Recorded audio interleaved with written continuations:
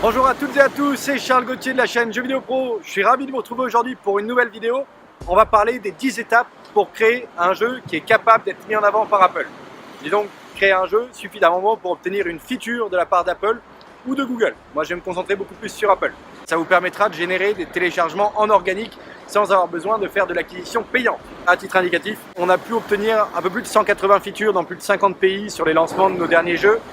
C'est pas forcément ce qui permet de faire vivre un studio avec plusieurs personnes, mais si vous êtes tout seul, ça permet quand même de générer pas mal de téléchargements en organique. Et si vous avez bien fait votre monétisation, de gagner 3 sous. C'est quand même pas mal, ça serait déjà un bon début. Et si le jeu perce parce que vous avez fait un très bon jeu, vous allez peut-être, pourquoi pas, vous dégager un salaire, voire même plus que le salaire que vous avez actuellement.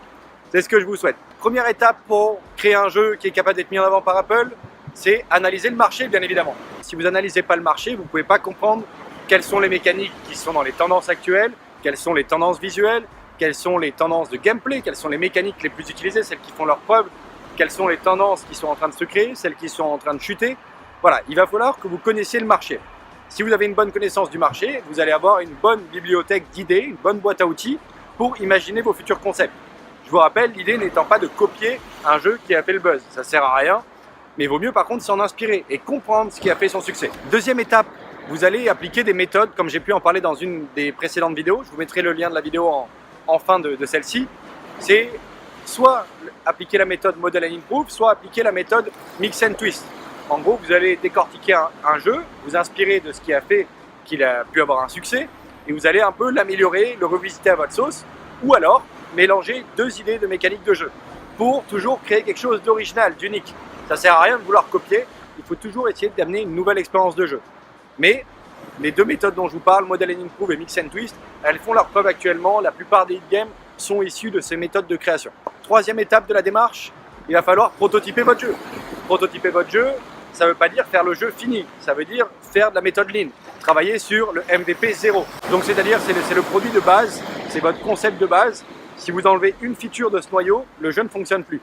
Donc vous avez vraiment votre noyau de jeu. Ça s'appelle prototyper. Vous allez vous concentrer uniquement sur l'expérience de jeu, du gameplay. Tout le reste, vous en occupez pas.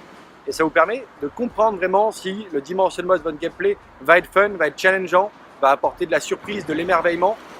Bref, est-ce qu'il va être capable de maintenir les joueurs? Ça sert à rien de mettre tout le reste si votre noyau de jeu ne peut pas vous apporter ça.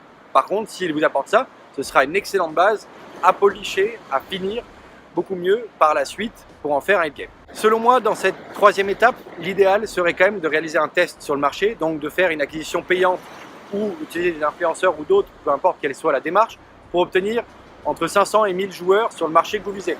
Ça vous permettra d'avoir une analyse factuelle sur la compréhension de votre gameplay, sur l'intuitivité qu'il a, est-ce que c'est intuitif pour les joueurs de jouer à votre jeu, ou même si c'est que le noyau et que le prototype dans un premier temps. Mais voilà, faire un test réel sur le marché vous permettra de valider votre prototype. Donc on pourra passer à l'étape 4. Étape 4 du coup, on va pouvoir commencer à mettre en place les autres éléments qui viendront sublimer le jeu. On va par exemple, dans cette étape-là, s'intéresser à toute la partie artistique. Quelle direction artistique on veut donner à notre jeu et donc implémenter cette direction artistique dans le noyau de jeu que vous avez fait. Étape 5, on vient de faire le prototype, on a intégré notre DA de base. Maintenant, il va falloir en faire un jeu un peu plus avancé, fini. Faire du leveling, aller plus loin dans la courbe de progression de la difficulté, dans l'équilibrage de votre jeu, apporter plus de contenu finalement. Cette étape vient donc consolider complètement la valeur que le prototype a apporté. Quand vous faisiez le prototype, vous faisiez une méthode Pareto, Lean, vous faisiez du 20-80. Et vous passiez 20% de votre temps à créer 80% de la valeur. Dans cette étape-là, dans la cinquième, on va s'occuper à remplir les 20% de valeur restants.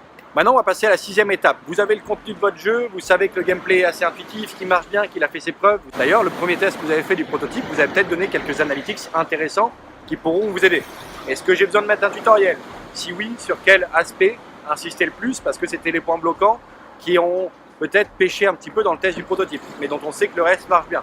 En gros, vous allez consolider tout ce qui n'est pas parfaitement intuitif dans le jeu pour guider au mieux le joueur. Il ne faut pas oublier que sur de l'hyper casual game ou du casual game, les joueurs ne sont pas des hardcore gamers. Ils ont besoin d'être guidés, ils ont besoin d'avoir quelque chose de simple, ils sont là pour se divertir, non pas pour se prendre la tête à comprendre comment fonctionne un jeu. Pensez-y. D'ailleurs, à ce moment-là, n'hésitez pas à aller dans la rue, à demander à des purs inconnus qu'est-ce qu'ils pensent de votre jeu. C'est des inconnus, ils sauront vous dire ce qu'ils pensent. Une très bonne technique pour le comprendre, c'est de donner le jeu à quelqu'un et de ne rien dire. Juste d'observer la manière dont le joueur qui va tester votre jeu réagit.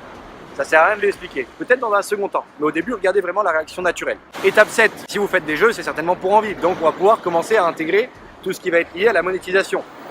Généralement, évidemment, de la publicité, c'est ce qui marche bien aujourd'hui, et quelques achats intégrés, au moins l'achat de Remove Ads, enlever les publicités, et éventuellement d'autres. Là, évidemment, avec les tests de votre prototype, vous savez à peu près quels sont les temps moyens par partie au sein d'une même session, combien de temps dure une session.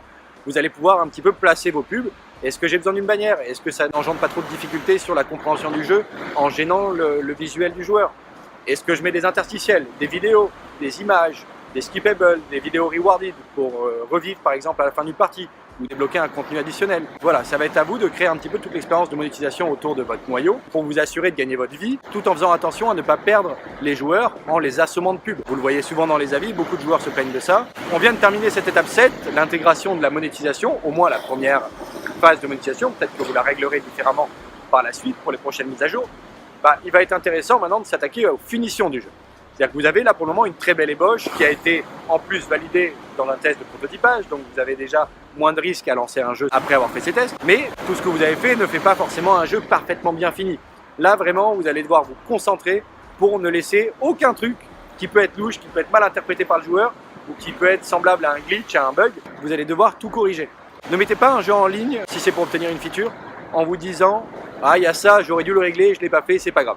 Pour avoir une feature, il faut quand même amener de la qualité sur le marché. Il y a de plus en plus de concurrence, il y a plus de 1000 jeux mis en ligne par semaine sur iOS.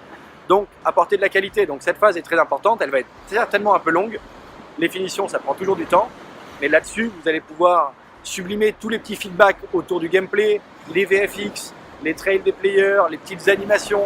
Bref, tout ce qui peut sublimer l'expérience de jeu et en faire un jeu qui est vraiment de qualité, même si on reste sur de l'hyper casual game ou sur du casual game. Apporter de la qualité, apporter des belles finitions. Bon, à la fin de cette étape 8, logiquement, on devrait avoir un bon jeu qui a du potentiel sur le marché et qu'on va pouvoir mettre en ligne réellement. Préparez votre lancement de jeu, préparez le marketing, préparez vos éléments de communication pour être capable d'avoir suffisamment de contenu pour assurer un lancement. Le lancement, c'est pas juste dire « Hey, je viens de sortir mon jeu » et puis basta.